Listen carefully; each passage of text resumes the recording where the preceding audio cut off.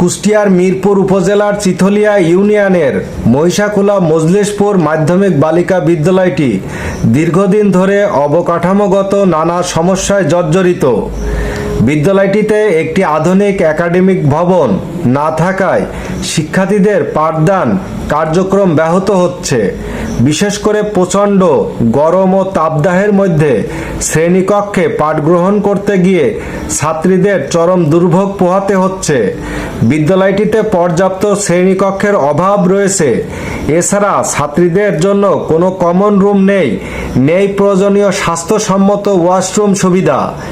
বর্ষা মৌসুমে বৃষ্টি হলে টিনের চাল কানা থাকায় ছাত্রীদের বই খাতা ভিজে যায়। বিদ্যালয় প্রাঙ্গণে একটি শহীদ মিনার না থাকায় জাতীয় দিবসগুলো যথাযথ মর্যাদায় পালন করতেও নানা সমস্যার সম্মুখীন হতে হয়। উক্ত বিদ্যালয়ের শিক্ষার্থীরা জানায়, তোমাদের এই যে বিদ্যালয়ের যে ভবন নাই, এই ভবন না থাকার কারণে তোমাদের কি ধরনের সমস্যায় পড়তে হয়? অনেক সমস্যা পড়তে হয় আমাদের লেখাপড়ার সমস্যা হয়। অনেক টিনের থাকার কারণে গরম অনেক বেশি হয়, সেজন্য আমরা লেখাপড়ায় মন বসাতে পারি না। আমরা ক্লাস থেকে বাইরে চলে যাই। আমাদের বর্ষায় আমাদের টিন থেকে পানি পড়ে, আমাদের বসতে সমস্যা হয়। মানে বর্ষার সময়ও আমাদের প্রচুর সমস্যা হয় স্কুলে যাতায়াত করতে। আচ্ছা, এই কারণে কি তোমাদের এখানে পাঠদান করতে মন বসে? জি না। তার কারণ বর্ষার সময় টিন থেকে পানি পড়ে, আবার অতিরিক্ত গরমে আমাদের টিনে গরম থাকার কারণে আমরা ক্লাসে মন বসতে পারে না। তাই বিদ্যালয়টি ভবন সৃষ্টি হোক, এখানে তৈরি হোক একটা ভবন। নাম কি? আমার নাম মাইকে সামিয়া। কোন ক্লাসে পড়ো? ক্লাস 8 এ। আচ্ছা, এই যে প্রচন্ড তাপের কারণে তোমাদের কি ধরনের সমস্যা হয়? আমাদের অনেকই সমস্যা হয়, কারণ উপরে টিন থাকার কারণে আমাদের গরম লাগে অনেক, তাই পড়াশোনায় মন বসতে যায় না। আরো ফ্যানে একটু বাতাস, আমাদের ক্লাসে পড়াশোনা করতে অনেক সমস্যা হয়। তোমার নাম কি? মোসাম্মদ আন্তা খাতুন। তুমি কোন ক্লাসে পড়ো? ক্লাস 7 এ। কোন স্কুল এটা? মহিষাখোলা মজলিশপুর নিম্ন মাধ্যমিক বালিকা বিদ্যালয়। আচ্ছা, তোমাদের কি ধরনের সমস্যা হয় বলো তো? আমাদের স্কুলে শহীদ মিনার নাই, এখানে আমাদের অনেক সমস্যা হয়। 21শে ফেব্রুয়ারির দিন আমাদের অন্য জায়গায় ফুল দিতে যেতে হয়, এবং আমাদের স্কুলে ওয়াশরুম নাই, এর জন্য আমাদের সমস্যা হয় অনেক। তোমাদের স্কুলে কমন রুম আছে? না, কমন রুম নাই, এটাও আরো সমস্যা। তাহলে তোমরা এখন কি চাচ্ছ? আমরা চাচ্ছি যে আমাদের স্কুলে একটি শহীদ মিনার তৈরি হোক এবং একটি কমন রুম এবং ওয়াশরুম তৈরি হোক।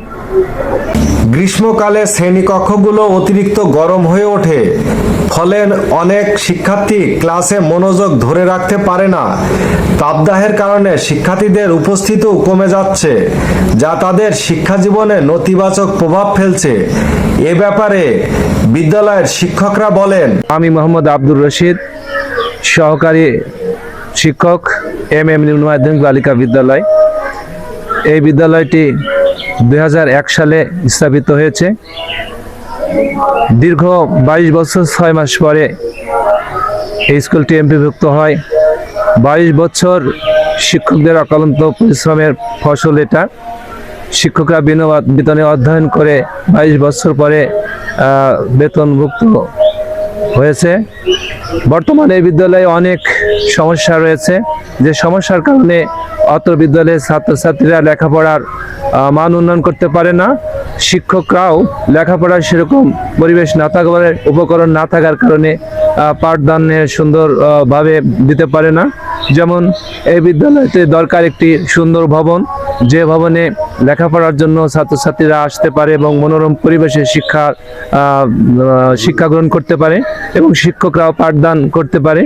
এজন্য এই বিদ্যালয়ে একটি জরুরি ভিত্তিতে একটি ভবন দরকার, যে ভবনে লেখাপড়া করে ছাত্রছাত্রীরা উপকৃত হবে।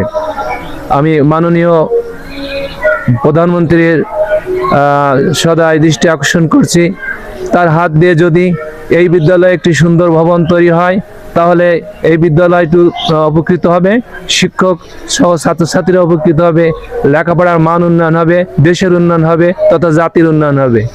আসলে আমাদের স্কুলটা অনেক দিন পরে দীর্ঘ বলেছে আমাদের স্যার দীর্ঘ 22 বছর 6 মাস পরে এমপি হয়েছে। আমরা দীর্ঘমেয়াদী অনেক কষ্ট করেছি স্টুডেন্টের সঙ্গে। আমরা মানে আকাশের নিচে বৃষ্টিতে ভিজে অনেক কষ্ট করে ছাত্রছাত্রীকে এ পর্যন্ত নিয়ে এসে আমাদের এমপি হয়েছে। আমরা এতে অনেক খুশি। তো বর্তমান আমাদের স্টুডেন্টরা খুব কষ্টে আছে। আমাদের টিন শেড স্কুল, এখানে বৃষ্টিতে পানি পড়ে, রৌদ্র হলে উত্তপ্ত রৌদ্র গরমে মেয়েরা ক্লাসে থাকতে পারে না। আমাদের গ্রামের স্কুল সবাই বোরকা পরে আসি, ম্যাডামদেরও খুব কষ্ট হয় বোরকা পরে থাকতে। তো আমাদের খুবই কষ্ট ক্লাস নিতে, পাঠদান করতে। একটা পাঠদান করতে হলে সুন্দর মনোরম পরিবেশের দরকার হয়, কিন্তু আমাদের সেটা নাই। এটা আমরা প্রধানমন্ত্রীর কাছে মানে জরুরি ভিত্তিক দৃষ্টি আকর্ষণ করে বলছি, আমাদের যদি একাডেমিক বিভাগটা আমাদের নির্মাণ করতে এখানে, তাহলে আমরা খুবই উপকৃত হতাম। শিক্ষার মান উন্নয়ন হতো, জাতি উন্নতি হতো। আমাদের বিদ্যালয়ে মেয়েদের জন্য কোনো মানে ওয়াশরুম নাই, কমন রুম নাই। এখানে যে একটা ওয়াশরুম আছে, আমরা টিচার, ম্যাডাম এবং স্টুডেন্টরা সবাই মিলে একটা ইউজ করি। এটা আমাদের বিরাট সমস্যা। এই সমস্যা থেকে দূর করতে হলে আমাদের অবশ্যই একটা কমন রুম এবং ওয়াশরুমের দরকার। আমি মোহাম্মদ উমর ফারুক, প্রধান শিক্ষক, মহিষাখোলা মজলিশপুর নিম্ন মাধ্যমিক বালিকা বিদ্যালয়, মিরপুর, কুষ্টিয়া। মিরপুর উপজেলাধীন চিথলিয়া ইউনিয়নের মহিষাখোলা মজলিশপুর নিম্ন মাধ্যমিক বালিকা বিদ্যালয়টি 2001 সালে প্রতিষ্ঠিত হয়ে অদ্যাবধি 22 বছর 6 মাস পর বিদ্যালয়টি এমপিও ভুক্ত হয়। দীর্ঘ 22.5 বছর শিক্ষকদের অক্লান্ত পরিশ্রম এবং বিনা বেতনে কর্মস্থলে থাকায় বিদ্যালয়ের শিক্ষকদের আন্তরিক অভিনন্দন ও শুভেচ্ছা। সেই সাথে বিদ্যালয়ের 22 বছর যে অক্লান্ত পরিশ্রমের মধ্য দিয়ে যে বিদ্যালয়টি প্রতিষ্ঠিত হয়েছে, গ্রাম এবং আশপাশের জনগণের অক্লান্ত পরিশ্রমের মধ্য দিয়ে বিদ্যালয়টি প্রতিষ্ঠিত হয়েছে, কিন্তু সরকারি কোনো অনুদান না থাকায় বা না আসায় বিদ্যালয়টি এখনো জরাজীর্ণ অবস্থায় পড়ে আছে। বিদ্যালয়টির একাডেমিক ভবন জরাজীর্ণ হওয়ার কারণে এলাকার ছাত্রীদের বসার অব্যবস্থাপনা রয়েছে, বসতে সমস্যা হয়। সেখানে যে টিনের একটি ভবন রয়েছে সেটা একেবারেই জরাজীর্ণ। বর্ষা হইলে সেখানে ছাত্রীদের বসতে অনেক সমস্যা হয়। বৃষ্টি হলে বৃষ্টির পানি পড়লে সেখানে স্টুডেন্টরা ছাতা নিয়েও বসতে হয়। আবার গরমের সময় যে পরিবেশ, সে পরিবেশে টিনের যে তাপমাত্রা, এখনকার যে তাপমাত্রা বিরাজ করছে, সেই অবস্থা থেকে ছাত্ররা ক্লাসের মধ্যে থাকাই কষ্টকর হয়ে পড়ে। সেই অবস্থায় যদি বিদ্যালয়টি একটি ভবন তৈরি হয়, তাহলে এলাকার জন্য এবং ছাত্রীদের জন্য সুন্দর বসার একটা পরিবেশ হয়। আর আপনার বসার কি এমপিভুক্ত হয়েছে কত সালে? 2022 সালের জুলাই মাসে। এখন বর্তমান আপনার বিদ্যালয়ের ছাত্রীর সংখ্যা কত? বিদ্যালয়ের ছাত্রীর সংখ্যা 150-60 জন প্রতিনিয়ত ক্লাস করছে। কিন্তু এখন তো প্রচন্ড তাপদাহ করছে, এটা কি আপনার ছাত্রীদের লেখাপড়ার মানের অবস্থা? প্রচন্ড তাপদাহের কারণে আমার বিদ্যালয়ের ছাত্রীরা ক্লাসের মধ্যে থাকতে পারে না, ক্লাসের শিক্ষকরাও ঠিকমতো সময় দিতে পারে না, যার কারণে আমাদের প্রতিনিয়ত যে শিক্ষা কার্যক্রম পরিচালনা করে সেটা ব্যাহত হয়। ছাত্রীরা বসতে না পারার কারণে তাদের অনেক সমস্যার সম্মুখীন হতে হচ্ছে। বর্তমান সরকার শিক্ষা বান্ধব একটা সরকার, সেদিক দিয়ে বিবেচনা যদি করা হয় তাহলে আমার বিদ্যালয়টা শিক্ষক বান্ধব যদি পরিবেশে আনতে হয় তাহলে অবশ্যই আমার বিদ্যালয়টিতে একটি একাডেমিক ভবন অতি জরুরি। আর শিক্ষা ব্যবস্থা যদি উন্নয়ন করতে হয় এবং শিক্ষার মান যদি বজায় রাখতে হয় তাহলে আমাদের একাডেমিক ভবন অতি দ্রুত যদি স্থাপন করা হয় তাহলে সেখানে শিক্ষকরা শিক্ষার মান উন্নয়ন করতে পারবে এবং ছাত্রীরাও শিক্ষা বান্ধব একটি পরিবেশে আসবে। সেই সাথে এলাকার উন্নয়ন হবে এবং ছাত্রছাত্রীর উপস্থিতির হার আরো বেশি হবে, ভর্তির সংখ্যা বাড়বে। বিদ্যালয়টিতে জরুরি ভিত্তিতে ছাত্রীদের একটি ওয়াশরুম বিশেষ প্রয়োজন। আমাদের এখানে যে একটি ওয়াশরুম রয়েছে সেটা একেবারে জরাজীর্ণ। আর বিদ্যালয়টি মূলত টিনের একাডেমি একটা ভবন। সেই টিনের ভবনে ছাত্রীদের বসতে যে সমস্যা হয় সেটা হচ্ছে অতিরিক্ত তাপদাহে যে টিন গরম হয়ে সেখানে তাদের বসতে সমস্যা হয়,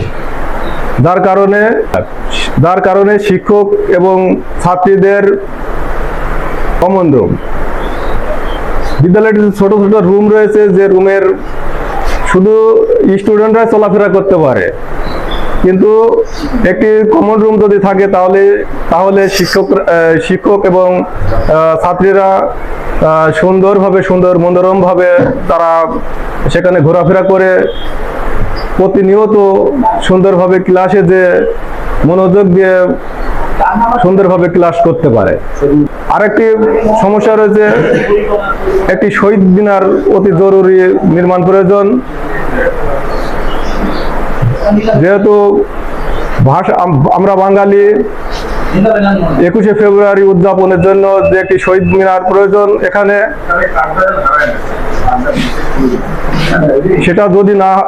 সেটা মূলত আমার এখানে নাই। সেই 21শে ফেব্রুয়ারি উদযাপন করার জন্য আমাদের এখান থেকে 2 কিলোমিটার দূরে একটি প্রতিষ্ঠানে যেতে হয়।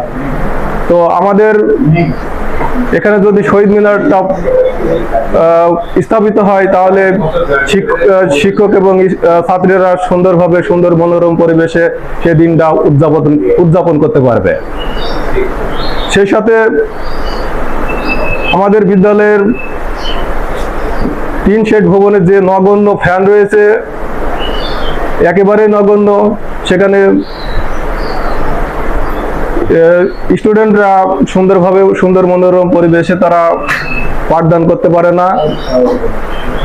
যদি ভবনটা নির্মাণ হয় এবং ফ্যানের ব্যবস্থা হয় তাহলে শিক্ষক এবং ছাত্রীরা সুন্দর মনোরম পরিবেশে তারা পাঠদান করতে পারবে। সেই সাথে বিদ্যালয়ের উন্নয়ন হবে, শিক্ষক ছাত্রীদের লেখাপড়ার মান উন্নয়ন হবে। বিদ্যালয়ের পরিবেশ মোট কতটুকু জায়গার উপর? আমাদের বিদ্যালয়টি 58 শতক জমির উপরে নির্মিত। বিদ্যালয়টিতে একাডেমিক ভবন নির্মাণের জন্য সরকারের কাছে জোর দাবি জানাচ্ছে। একটি নতুন একাডেমিক ভবন নির্মাণ করা হলে শিক্ষার পরিবেশ উল্লেখযোগ্যভাবে উন্নত হবে। পাশাপাশি ছাত্রীদের জন্য একটি কমন রুম, একটি ওয়াশরুম এবং একটি শহীদ মিনার নির্মাণ করা অত্যন্ত জরুরি। Masud Khandakar, news 24 views, Kushtia.